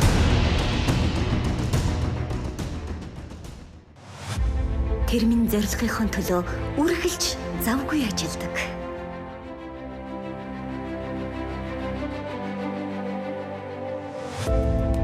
Бүтээл нь бидэнд баяр баясгал хөгжлийг авчирдаг.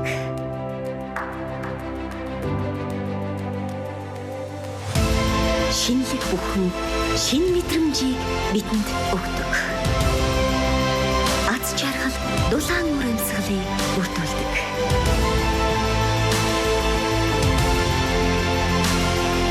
Амжилттай ажиллах орчныг бий болгоно. Сая санаа таны орчин бид бүтээн.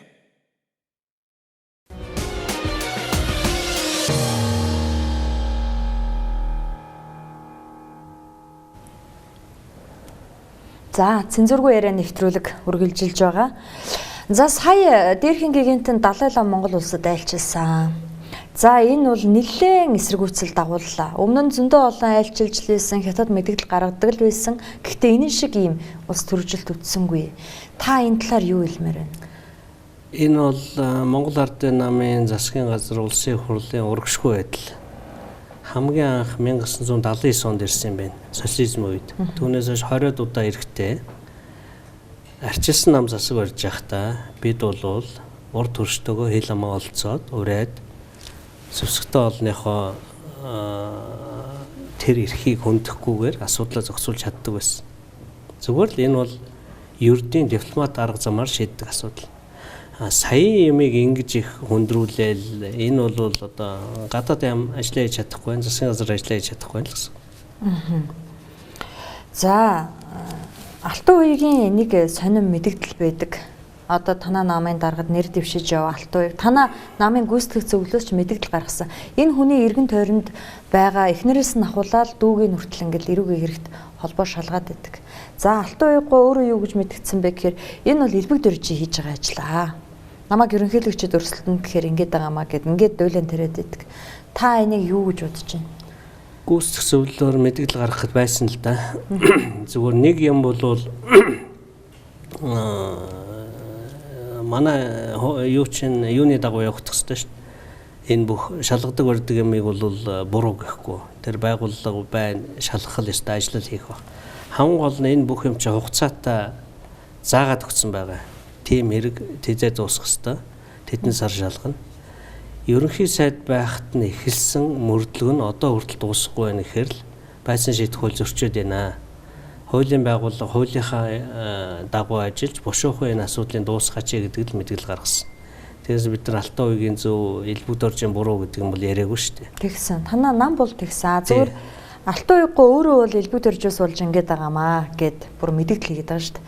Та тэр мэдээллийг юу гэж бодож байна? Ер нь тэгэл хуулийн байгууллага даргын үгээр явдаг байх юм бол бас л болохгүй. Өөрсдөө л хэрэгт орно шүү дээ. Тэгэхээр хуулийн байгууллага зөвхөн хуулийн захирагдаж явах ёстой. Энэ зарчим алдагдах юм бол энэ улсад хууль хэрэгждэг болно л гэсэн үг. Алдагдсан байна уу, алдагдаагүй байна уу? Алдагдсан байна уу, алдагдаагүй байна уу гэдгийг өмгөөлөгч одоо бусад бүх улсууд нь хуульд нийцүүлж ярихаас биш би улс төрийн зүгээр өнцгөр зөв буруу гэдгийг ярих хэрэг надад бас байхгүй байна л да. Би бол хуулинд сар шалгасан сар шалгах хэрэгтэй та нар яагаад 2 жил шалгаж байгаа юм бэ гэдэг л зүйлийг ярьж чадна. За, ганц Алтан үеиг гэдэг хүнийг шалгаад байгаа юм биш ээ. Улсын хурлын гишүүн байсан одоо Баттулга гишүүний бас л эргэн тойрон хамтарч ажилладаг хүмүүсийн барьж хориол ингээд шалгаад байдаг. Тийм, манай хуулийн байгууллага ажлаа хариуцлагатай хийх хэрэгтэй. Шалгаж хэрэг биш байна. Эсвэл баахан мөнгө идсэн гэж бичээд байдаг. Нөгөөт нь шүүхтэр нотлогддог. Тэгэл уучлаарай гэдэг. Тэгэхээр ямар нэгэн ажил хийх гэж байгаа бол одоо барак байж болохгүй. Ялангуяа хуулийн байгууллагын ажил барак байж болохгүй. Үнэхээр хэрэгтэй бол бушуухан шүүхээр нөгөө л ялыг оруул. Тэхгүй тэгэл хэдэн жилээр явдаг юм чинь улс төрд ашиглагдаад байна. Би байхдаа ерөнхий прокурор шүүх муугийнх нь та нарын байцаан шийдэх хуулийн хугацаан дээр алдчихжээ шүү. Яагаад дуусгаж болдгүй юм бэ? Наа чинь бүх хугацаанд дуусчаад байна. Битгий сунгаад ээ. Тийм хууль хүртэл батлаад энэ их хурл бол тэрийг өвчнгүй болгочлаа шүү дээ. Нөгөө бүх юмын цаг хугацаатай байдаг. Нотлж чадахгүй бол одоо уучлалгүйгээд явуулдаг. Энэ хуулийг баталсан улсын хурл. Эдгээр хэрэгжүүлэхгүй л байгаа. Өвгөн дорохгүй шорон дор гэдэг хоёрхан сонголттой арчил байж болохгүй гэж. Болохгүй. Үнэхээр хэрэг хийсэн бол хэрэг хийсэн, хийгээг бол хийгээгүй. Энийг хурдан шуурхай шалгадаг тэр барууны орнууд байдаг систем ажиллах л ёстой. Одоогоор таныг юм уу таны одоо ойр хавийн хүмүүсийг шалгаж гинөө тийм тохиолдол танд тохиолдсон уу? Өвөр ангаа хуц 50 2-300 хуцалтай. Өвөр ангаа хоньны үлдэр ухсамуудад дорн гишүүний мөнгө гэж байхад. Одоо гишүүний мөнгө гэж байхад нэг 100 сая төгрөгөөр ч юм уу тийм хийж болдог байлаа л д. Өвөр ангаа бүх малчин айл хоцсон. Нөгөө өөрөө дорнт яваад хуц авч чаддгүй юм чинь. Тэр мө хуц авчирсан залуугаас шалгал байна гэсэн. Инх болдос чи 100 саяасаа хэдийг өгсөн гэж. За. Миний хэрэг бол хөгийн жоохол та. За. Одоо өвөр ангаа ямар ч малчин айлд ороод та нар нөгөө баг хоньны хоцноос хүртсэн нөхөө хүртсэн. Одоо манай хоньны ийм сайхан том болсон гэж хэлнэ. За. Нөгөө 200 хуц нь байж л байгаа. Өхүүлээгүй. Тэгвэл бас шалгуулж эхэлж л байгаа юм байна. Шалгаж байгаа тий. Тэгээ би бити юм хөгийн ямар оролдоо. Наа залуучууд чинь бүр сэтгэлээсээ ажиллаж байгаа. Одоо тэрний түүх бол бас л их урталтай бүр 4 онд гишүүн болсноос хойш нөгөө Зүүн аймгийн ууц борлогдоод байдаг өвөр ангаа ууц борлогдохгүй байхгүй юу. Тэр нөгөө сэлгээгээ хийхгүй болсон учраас хоньны хэмжээ давжаараад баг хоньноос баг ууц гардаг. Тэгээд Сүхбаатарын ууц, Доронтой ууц, Цэнтийн ууцанд ялагдаад тэгээ би мал аж ахуйн хүрээлэнгийн захирлыг энд засах ямар арга байна гэсэн. Бараг хонь авчираад ингээд эргэлдүүлчихдэг юм аа гэсэн. Тэгэл хийсэн юм л. За та тэгвэл ямар ч үсний хуцсны хэрэг бол байгаа л юм байна. За сая зориг агсны амнасаа алдсан хэргийг шүүлээ. Энэ бол одоо яалтч байхгүй дуйлаа мөн. Тэгтээ худлаа хүмүүсийг одоо хилмигдүүлчих үү гэсэн нэг юм хандлага байна. Та юу гэж харж байна? Би бараг 1 сар бүтэн энтхий яваад ирсэн. Тэгээ энэ их туйлын шогон байхад байсангүй л дээ. Хүн хилмигдүүлчлээ эсвэл хэрэгтнийг олчлоо гэж маргаад байгаа юм билээ. Тэгэхээр энэ хэргийн оролцогч биш хэвлэлээр гарч байгаа юм дээр үнэлж дүгэлтэх бол ямар ч болцоогүй шүү дээ. Тэгэхээр тэрийг бол шийддэг байгууллага нь шийдсэн дээр байна. За 100 улсын хурлын сонгуулийн үеэр увсад очиход чинь нэг юм болсон. За би тэр бичлэгийг бэлдсэн. Хоёлаа тэрийг үзээтгэе. За бичлэгээ тавьчих.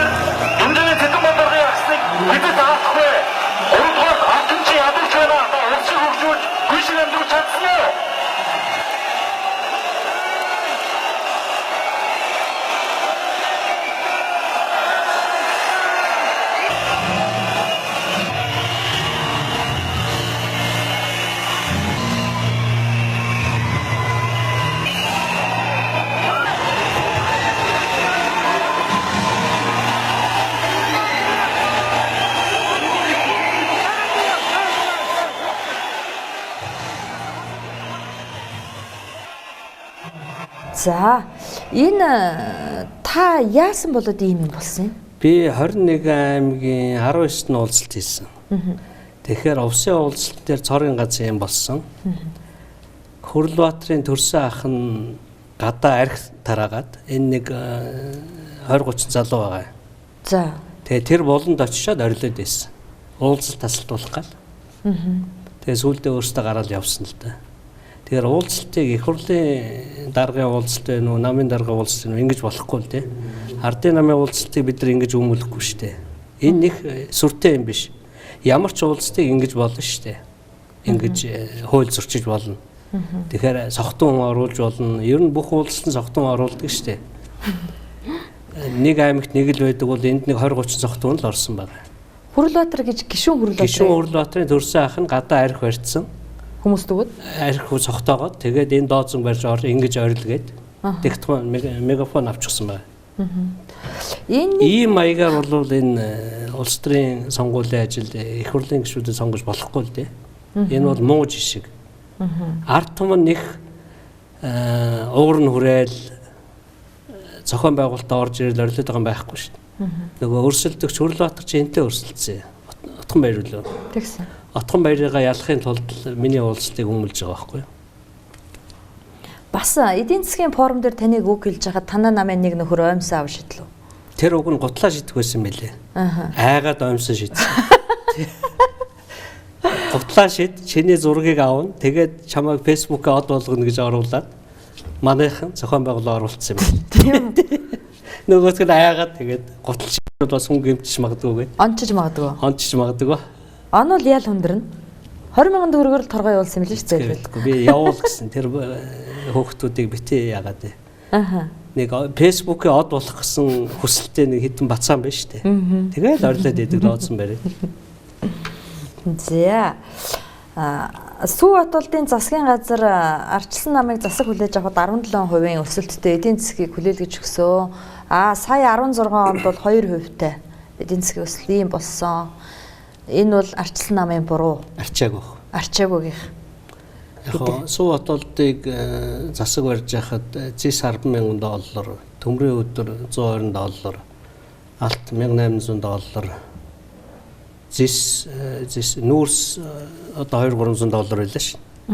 Тэгэхээр арчилсан намыг засаг авбуу гэсэн шиг зисийн үн $5,000, төмрийн өдрийн үн $30, кокс нүүрсний үн уурхай ам дээр баг 30-25 буусан баг. Тэгэхээр энэ юу хэлээд байна гэхээр арчилсан намтай байна уу, ардын намтай байна уу, түүхийн эдийн үнэн дээр тулгуурсан эдийн засгт улс бол болохгүй.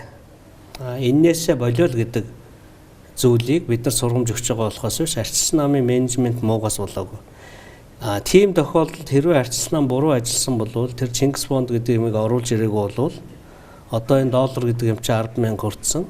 Одоо улсаараа баларх байсан. Харин ч бид нар хатуу газардах байсан эдийн засгийг зөөлөн газарзуулж хасах биш өсөлтөөр өгсөн. Одоо харин түүхэн эдийн үн өсөж гэн хөөе ардын намынхаа. Тэгээ энийг бошуухан тэр нүүрс мөрсөө үнтэй заргаад ард түмэндээ ногд ашигын тараал гэж хэлж байгаа. Хоёрдугаарт зөвхөн түүхээ зараад авах юм бол улс бол хөгжихгүй. Батулгын байнга яриад байдаг юм биш үү? Би одоо нэг 2 зураг харуулчих. За. Бид нар энэ боловсролтынхаа төвшинг дээшлүүлэхгүй бол үргэлжийн хямралд өртөнө. Боловсролтын төвшин дээшлүүлнэ гэдэг энэ гарчгүй тий. Энэ 2 зураг байгаа. Одоо манай хас гардаг 10 сая тонн төмрийн өдрийн үн зөвхөн 1 жилийн хооронд ингэж өөрчлөгдсөн байна. Энэ харж ийн одоо $42 байж байгаа тооны ихэнд өнөөдөр 84 болчих 2 дахин өсчих. Энүүгээр ган хийн төмрийн өдөр. Төмрийн өдөр хийдэг 2 дахь гол бүтээгдэхүүн кокс нүүрс. Энэ бас ингэж байна. Тэгэхээр энэ хоёр ингээд дээшээ доошоо болоод байна шүү дээ. Доошоо байсан арчилсан намын үед, дээшээ болсон ардын намын үед болчиход байгаа. Энэ хоёрыг нийлүүлээд хийдэг гангаар юу гэдэг гэхээр чиний машиныг хийж байгаа.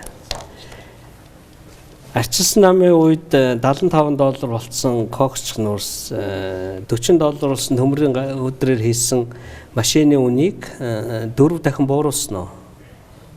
Машин чи марк юу вэ? Volkswagen чам 4 дахин хямдхан өгсөн үү? Өгөхгүй. Яг л Volkswagen-ы үн хөдлөхгүй. Эцсийн бүтээгдэхүүн учраас. Тэгэхээр бид 10 сая тонн төмрийн өдөр 10 сая тонн коксч нүүрсээ нийлүүлээд хийчих юм бол 5 сая тонн машины тэр лист ган одоо янз бүрийн эд ангууд гарна. Тэр үн бол хөдөлдөг. Ягаад гэвэл эцсийн одоо хүний ухаан шингэсэн, патент шингэсэн, хөдөлмөр шингэсэн бүтээгдэхүүн баггүй. Бид нар түүхий төмрийн өдөр, түүхий коогч нүрсээ зараал ивэл энэ хямралд үргэлжил хүртэнэ. Ялч нам хамаагүй. Бид нар энийг Volkswagen руу лист төмөр болгоод өгөх юм бол эзээч хямралд өртөхгүй. Эцсийн бүтээгдэхүүн чинь ийм л учиртай байхгүй.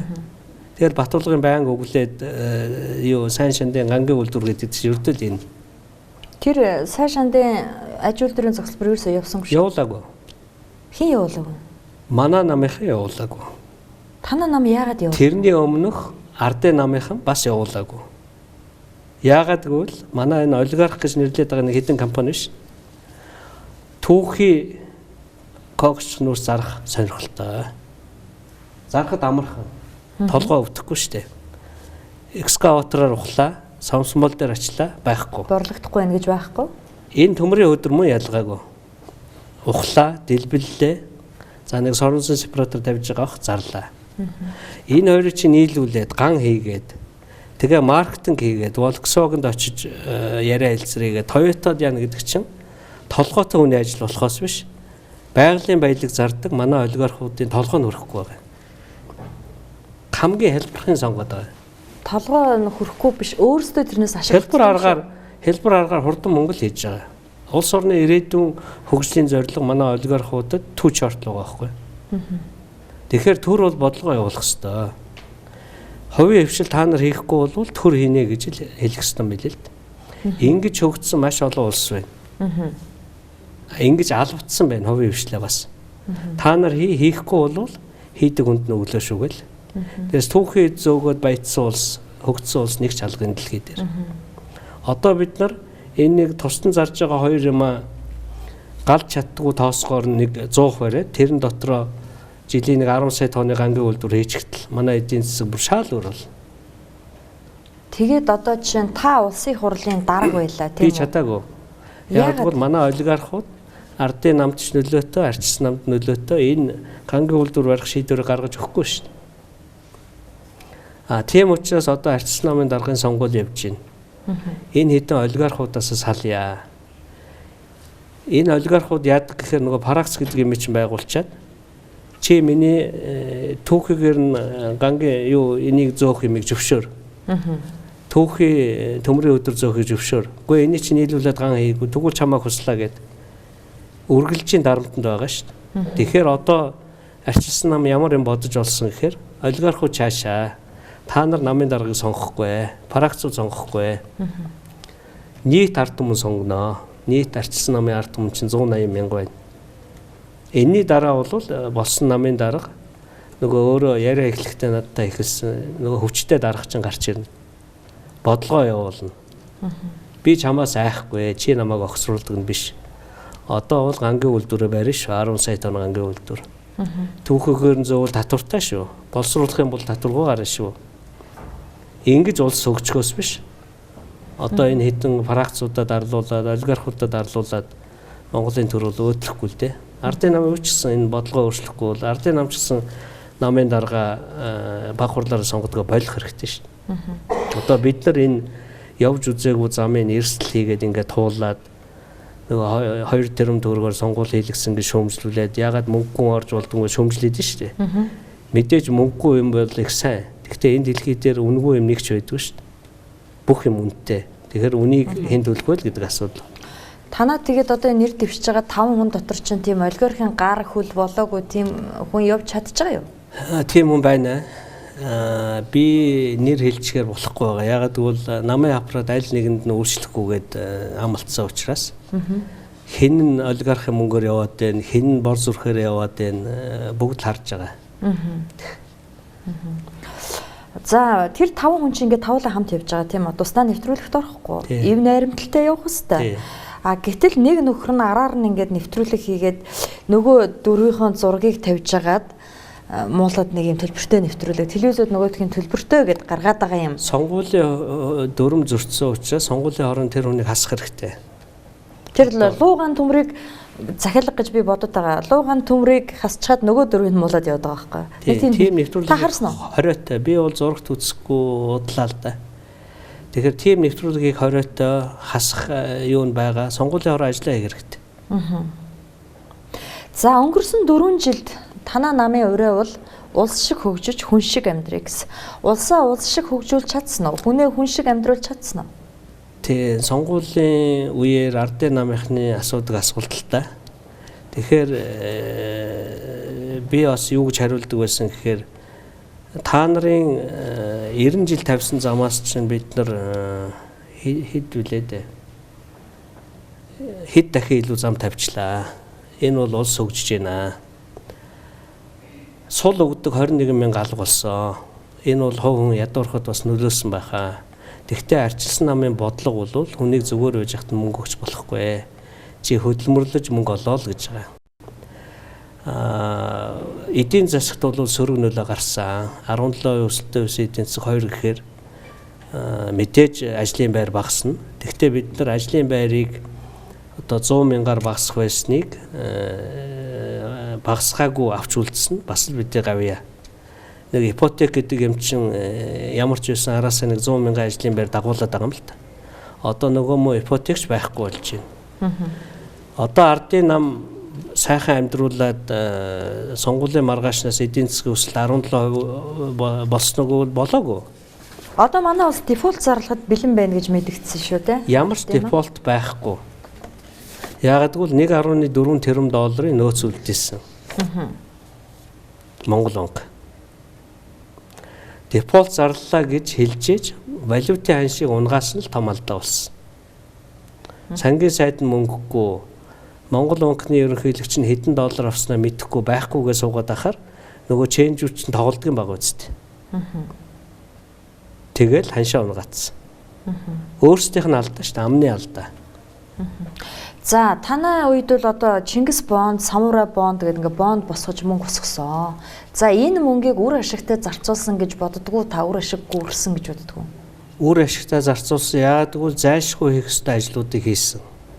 Монгол улс аж үйлдвэрээ дэмжихэд зориулж нэг оронтой хүүтэй зээл хизээч өгч байгаагүй 20-30 жил. Тэрийг анх удаа өгч бондны мөнгөийг чинь 3 хуваадаг штэ. 3-ны 1 нь баг хүүтэй үйлдвэрлэл дэмжих зээл, 3-ны 1 нь зам, 3-ны 1 нь энэ бусад барилгын дэд үтцэц.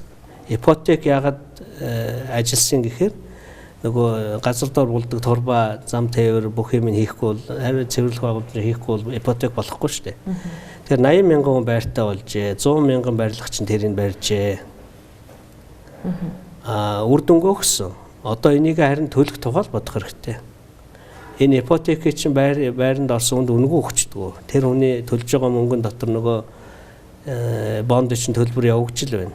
Ганцхан хэсэг бол улсын нуруунд дээр үлдсэн. Тэр нь 3-1 орчим засмал зам байгаа. Улаанбаатараас шинэ дийлээ орох хүртэл зам тавьчихсан шүү дээ. Бараг би нөгөө харьцуулснаа мартчихад байна. Одоо санаж байна. 21 оноос 2012 он гэхэд 2100 км замтай байсан. Тэрнээс илүү тавьчихсан юм билээ. 3000-аар. Дахин 90 жил барьсан замыг 4 жил барьцсан. Тэгээ энэ хэмжээгээр гол нь ажлын байраа бид нар бодож зам барьсан. Зам барих нь тодорхой.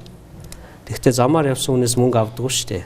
Тэгэхээр зам барьсан буруу ээжээ гэж дүгнж байгаа шүү дээ. Одоо бол яагаад тэгэхээр иргэн төлөгдөх ёстой юмд л тэр зээлийг оруулах ёстой байсан. Тэгэхээр шууд зам барьчихсан. Тийм механикаар ойлгож болохгүй юм аа. Зам барихгүй бол нөгөө бизнес ч өгсөхгүй, бизнес хөрсөхгүй болохоор татвар төлөгдөхгүй. Дахиад тэр зээл чинь төлөгдөхгүй байхгүй юу? Манай улсын бизнесийн зардалд логистикийн хэмжээ нь маш их байгаа.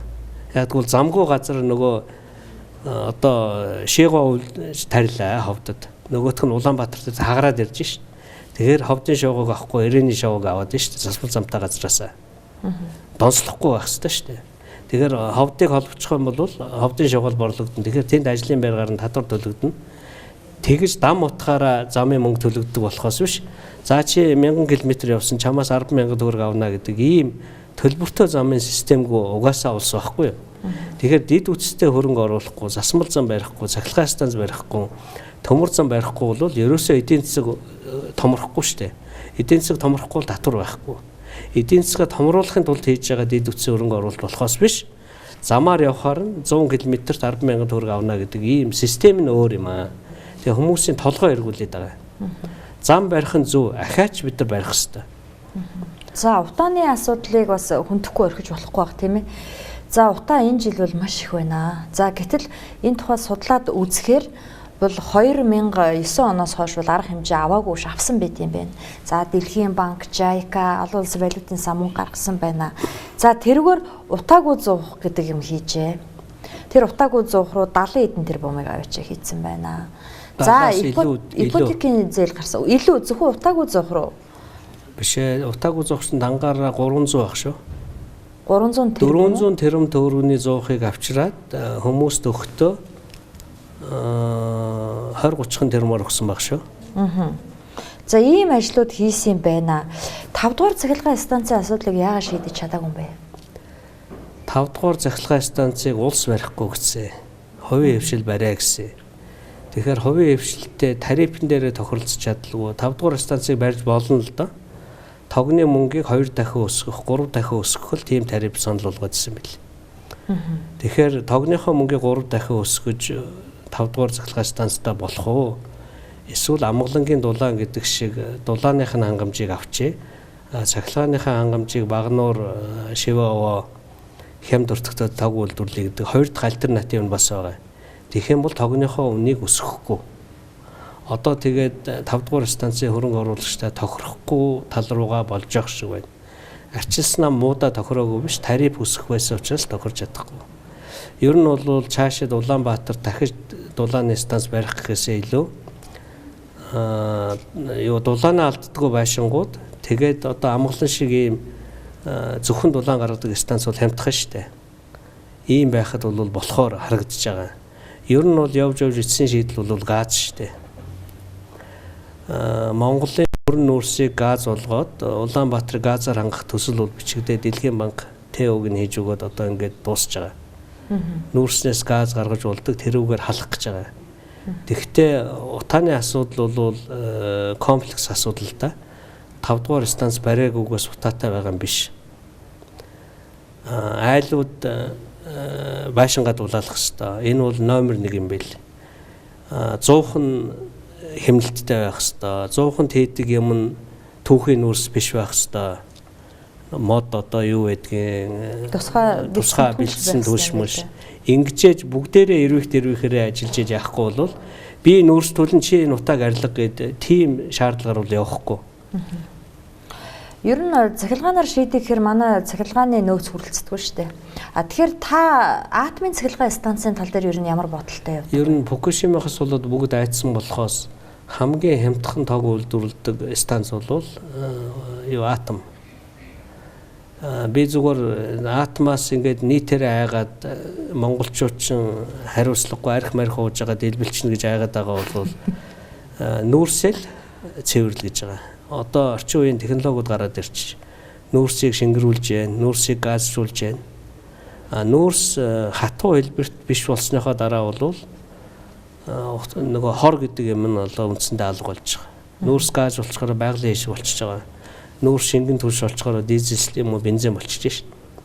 Тэгээ тийм юмар бол дулаасч болно. Манай дулаалгын материал хийдэг үйлдвэр бас их сайжирсан байна. Чулуун хүн хийж байна, хоньны ноосоор хийж байна. Ер нь бол нэг төө гэдэг юм фэйсбүүк дээр яваад байгаа. Тэрийг би дэмжиж байгаа.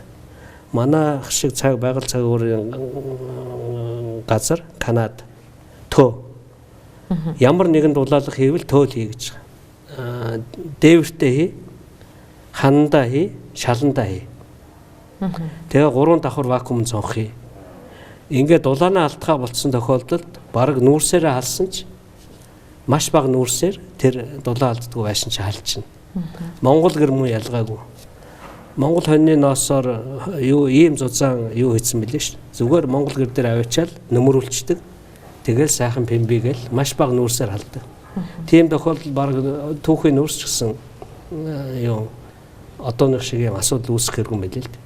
Тэгэхээр хүн болгон тэрвэхээрээ тэгэхээр сайн хашаа гэж нэг яригадаад хүмүүс сонирхож эхлээд ардын намынхын дорн л устгах чинь л дээ. Тэгэхээр сайн хашаа бол 15 сая төгрөг өгөх гэж байсан. Гэр хорооллын айл болгон хүсвэл хашааныхаа газрыг барьцаалаад 15 сая төгрөг аваад тэгээд хоёрхан юм хий гэж байсан. Нэгдүгürt Баашингаад болол нөгөө төөд бололго. Гэхдээ Монголын дулаалга худалдаж авах шиг байд. Монголын дулаал бол хангалттай болсон. Хоёрдугаарт бохрын сав, цэврийн сав хоёр тавьчих. Тэгээ цэврийн савнда зөөврийн машинаар ус ич. Тэгээ септик танктай болчих. Тэгээ вакуум санхтай болчих. Тэрэнд нэг айлын нэг 10-ыг үрчгэн 10-ын байшин ч юм уу бол хангалттай хүрнэ гэд компаниудтайгаа ярьж байгаад ийм тусгай зээл гаргасан юм. Тэгээ зээлээ бол олон жил төлж болно. Ипотек шиг байхгүй юу? Тэгээ үр дүнд нь юу болох вэ гэхээр нэгдүгээрт септик танктай болчихоор хөрсний бохирдлого болчих. Хоёрдугаарт утааг бол 50-аас дээш хуваар бууруулна гэдэг ийм төлөвлөгөөтэй байсан. Тэгээ одоо тэр шийдлийг өгөөгүй оронд нь ямар ч шийдэл санал болохгүй байгаа байхгүй юу? Гэр орооллын бүх хайл байшингаа гэрээ дулаалчих л да.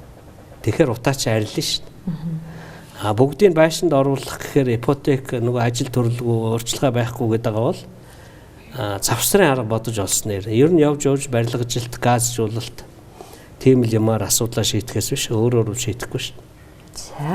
За та бүхэн ярилцлагын цаг дуусж байна. За би танаас асууж амжаагүй та үзүүлж ярьж амжаагүй юм байвал та хэлж болно. Тий, энд нэг зураг үзүүлээтэй бигээс.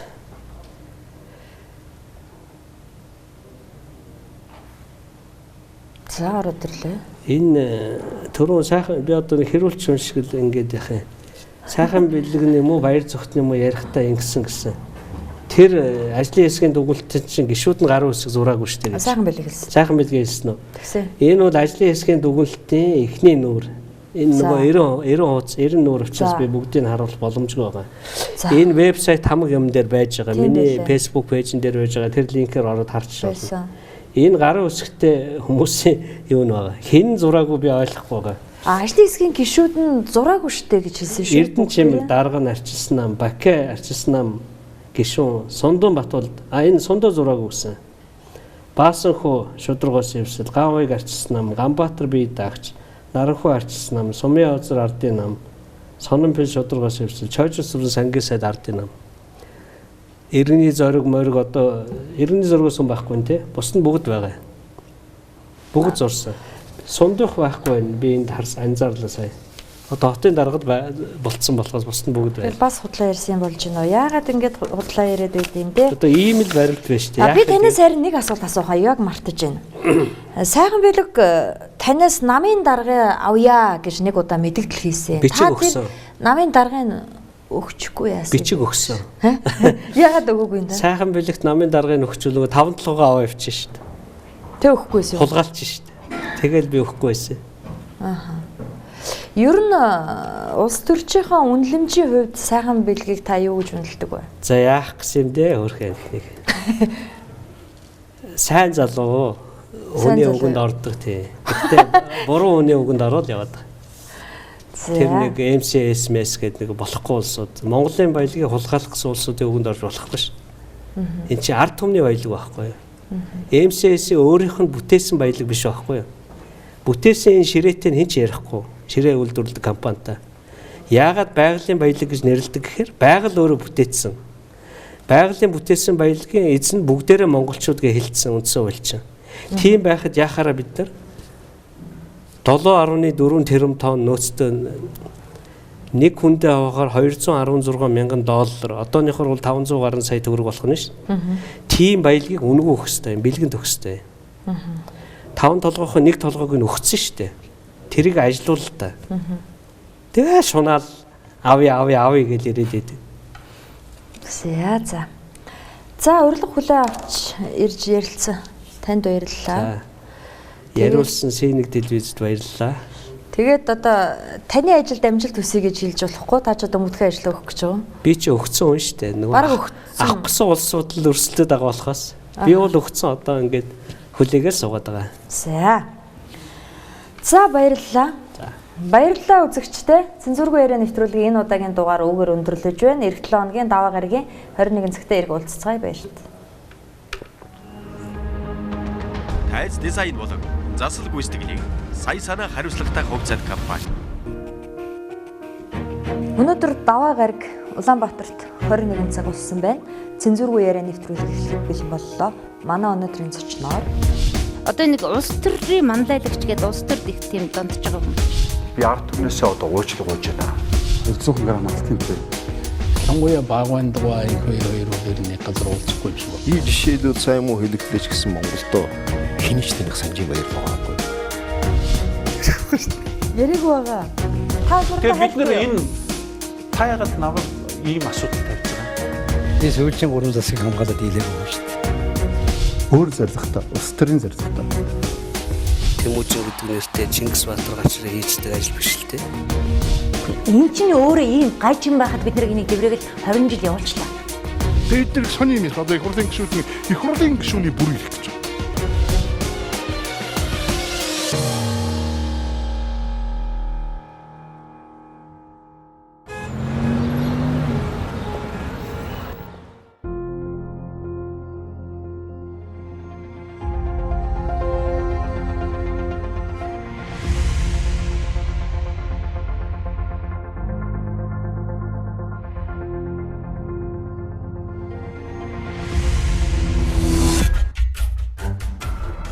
Нэр хүндийн тань илэрхийлэл. Тав тухын дээд хязгаар. Тансаг байдлын төгс шийдэл.